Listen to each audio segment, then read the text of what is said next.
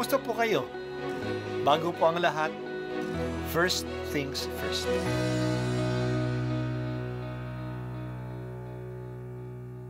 Good morning po.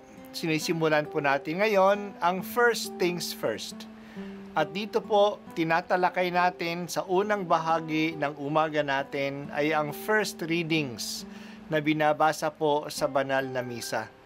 Ito pong tinatalakay natin kasi madalas po marami na tayong alam tungkol sa gospel readings. Pero konti po ang nagsasalita sa first readings. Pero ang first readings, bahagi din po yan ng Biblia, ng banal na kasulatan.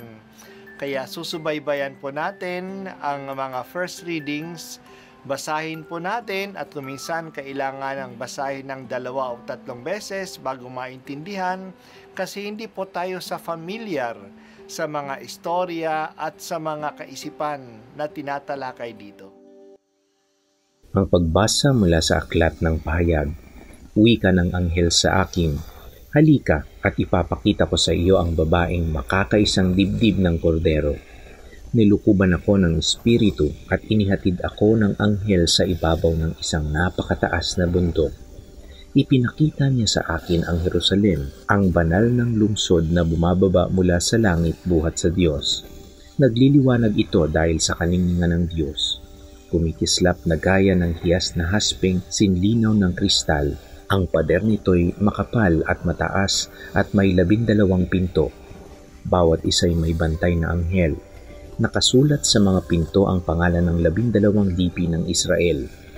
3 ang pinto ng bawat panig, 3 sa silangan, 3 sa timog, 3 sa hilaga, at 3 sa kanluran. Ang pader ng lungsod ay may 12 saligang bato at nakasulat dito ang pangalan ng 12 apostol ng Kordero. Ang salita ng Diyos. Salamat sa Diyos. Kapistahan ngayon ng isang apostol, si San Bartolome.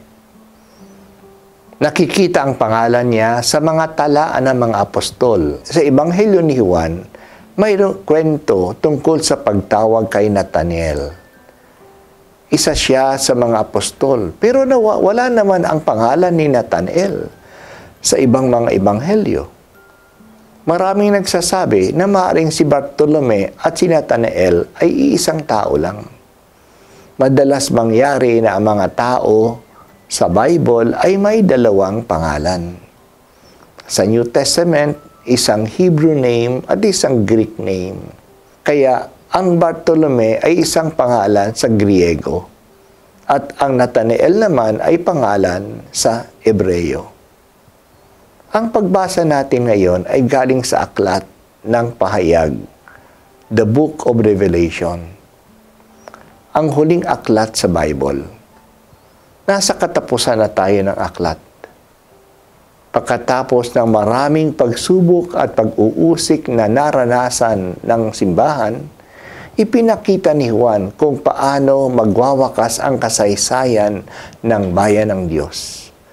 Dinala siya ng anghel sa napakataas na bundok. At mula doon nakita niya ang pagbaba ng Jerusalem mula sa langit. Ito ang bagong Jerusalem. Ang hugis nito ay isang square. Nagliliwanag ito dahil sa kaningningan ng Diyos. Mataas ang pader nito. Mayroon itong 12 pinto. At sa bawat pinto nakasulat ang 12 lipi ng Israel. Ang lungsod ay nakatayo sa 12 saligang bato, kung saan nakasulat naman ang 12 pangalan ng mga apostol ni Jesus. Ang bagong lungsod ng Jerusalem ay sumasagisag sa buong bayan ng Diyos sa simbahan. Ito ay bukas sa lahat ng tribo ng Israel at ang katatagan at katuruan na namamayani sa bayang ito ay ang mga katuruan at pagsasaksi ng mga apostol. Kaya ang buong bayan ng Diyos ay binubuo ng lahat ng mga nasa luma at bagong tipan. Sinasabi naman na ang isang palatandaan ng tunay na simbahan na ito'y apostolic na nangangahulugan na ito ay nakatungtong sa katuruan ng mga apostol. At ito ay nagpapatuloy ng gawain ng mga apostol.